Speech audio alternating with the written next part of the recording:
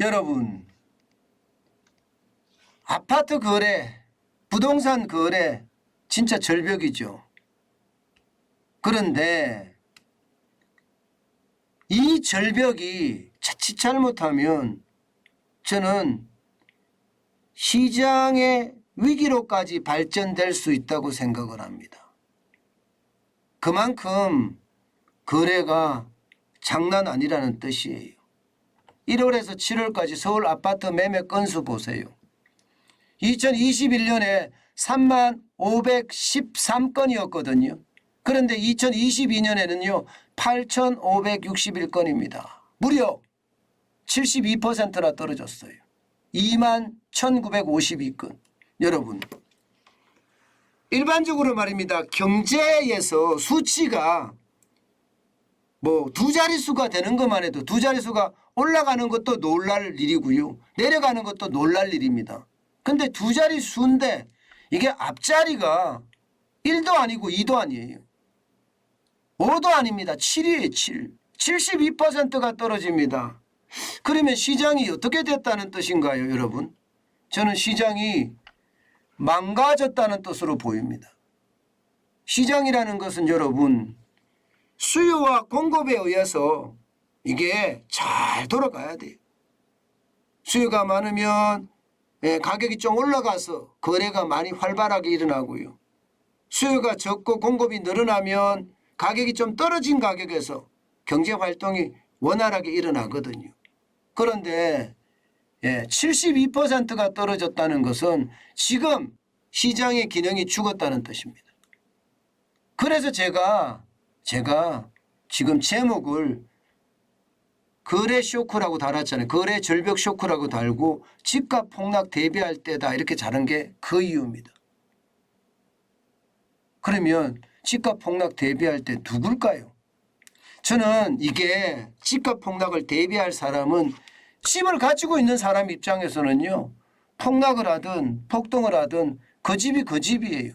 오히려 내려가면 내려갈수록 세금이 낮아지니까 좋아요. 세금이 낮아지니까. 그렇지만 정부는 상황이 다르죠.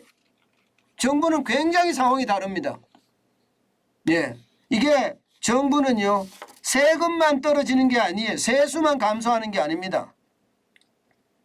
예를 들어서 부동산 중개업소, 이사업소, 가구업체, 전방산업, 후방산업 일감이 다 떨어집니다. 그러면 경기가 완전히 무너집니다. 제가 걱정하는 게 이거예요. 제가 지금 모르겠어요. 뭐 또 여러분들 중에는 너무 빨리 이야기하는 것 아니야? 너무 빠른 거 아니야? 이렇게 이야기하지만 이미 저는 부동산이 대세 하락으로 들어갔다고 이미 생각을 하고 있잖아요. 그죠? 대세 하락으로 들어가고 있는데 그 하락의 정도가 거래가 경제활동이라는 게 거래 아니에요. 거래. 수요와 공급에 의해서 거래인데 거래가 72%까지 떨어지니까 야 이거 이제 가만히 두면 안 돼. 정부가 정책을 펴야 할 때야. 안 그러면 진짜 집값 폭락해. 게다가 집값이 폭락하면 경제까지 무너져. 지금 제가 이야기하고자 하는 건 이겁니다. 너무 심한 거래 절벽이 결국 집값을 폭락을 시킬 수밖에 없는 구조로 가져갈 거고요. 집값이 폭락이 됐을 때 전후방 산업이 무너지면서 전체 내수의 위기 여기에 정부의 세수까지도 줄어들면서 정부까지도 위기가 봉착하지 않을까 저는 그런 생각을 한다는 뜻이에요. 그렇기 때문에 정부가 지금이요. 오히려 말입니다. 집값을 떨어뜨릴 방법을 찾을 것이 아니라 집값이 연착륙할 수 있는 방법을 찾아야 된다는 뜻이에요. 지금 거래가 이렇게 안 되는 이유, 지금 서울 아파트 매매 수급 지수가 80.9까지 떨어지는 이유 뭘까요?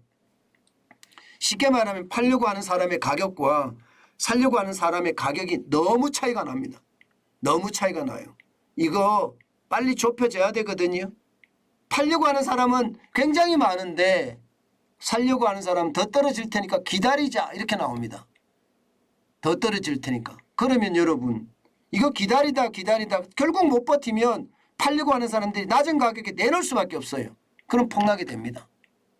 진짜 폭락이 옵니다. 그때서 정부가 정책을 쓴다? 저는 늦어진다고 봐요. 늦어진다고 봅니다. 그렇기 때문에 말입니다. 당장 말입니다. 예, 부동산 규제 지역을 해제하는 것도 중요하지만 저는 쉽게 말하면 예, 이 수요청의 어떤 범위를 좀 넓혀야 된다고 생각해요. 수요청의 범위를. 공급은 늘어났으니까 수요를 좀 높여줘야 된다. 수요를 높여주는 게 여러분 이거 아닐까 이거? 15억 초과 아파트 대출 말입니다. 제가 이 이야기가 나왔을 때 여러분들에게 말씀을 드렸습니다. 야, 지금 정부가 예, 부동산에 대해서 굉장히 심각하게 보고 있구나. 오죽했으면 15억 초과 아파트에 대한 주담대 해제한다는 이야기가 나올까. 제가 그렇게 설명을 했습니다. 그런데 추경호 경제부총리는 지금 아니다. 15억 초과 아파트 주택담보대출 해제 안 한다 이렇게 이야기하거든요. 저는 이 판단이 과연 맞을까 싶어요. 이 판단이 저는 틀릴 가능성이 굉장히 많다고 생각을 합니다. 틀릴 가능성이. 물론 이 말에는 여러분 이 말에는 아마 제가 생각해서는 아마 이런 게 포함이 되어 있지 않을까 싶기는 해요. 샤워실의 바보가 될까 두렵다는 것 말입니다. 여러분도 알다시피 예, 이게 물이 차다고 확 돌려버리면 냉수가 나와서 죽고 물이 너무 차다고 또 확 오른쪽으로 돌리면 온수가 나와서 죽고 이게 이래도 끙 저래도 흥 그야말로 최악이 되는 시나리오라는 뜻이겠죠. 샤워실의 바보라는 뜻이 말입니다. 저는 윤석열 정부가 이런 거 두려우면 안 된다고 생각해요. 과감하게 밀고 가야 됩니다. 경제를 변화시키고 혁신을 가져간다고 이야기하는 사람들이 예, 샤워실에 바보가 무서워서 안 한다? 답답합니다. 예를 들어서 말입니다. 분양가 상한제 폐지하고 임대차 3법 폐지하고 주택담보대출 규제 폐지한다고 이야기를 했잖아요. 그런데 왜 안 해요? 윤석열 정부가 대통령이 예, 이렇게 국민의 지지를 받았던 이유가 뭡니까? 부동산에 대한 세제, 규제 그야말로 완벽하게 파괴시킨다고 했잖아요. 그런데 그렇지 않으면 어떻게 되겠습니까?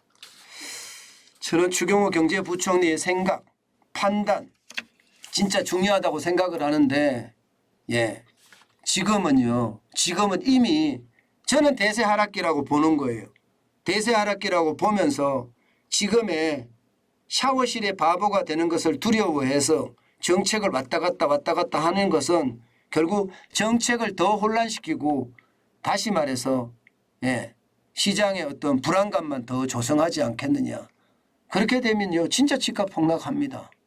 집값이 서서히 내려가게 그죠?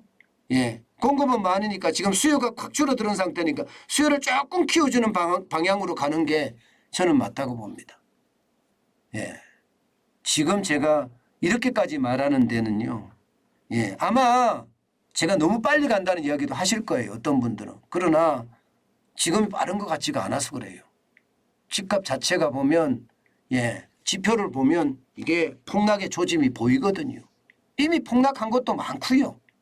그런데 그게 일반화가 되지는 않았습니다.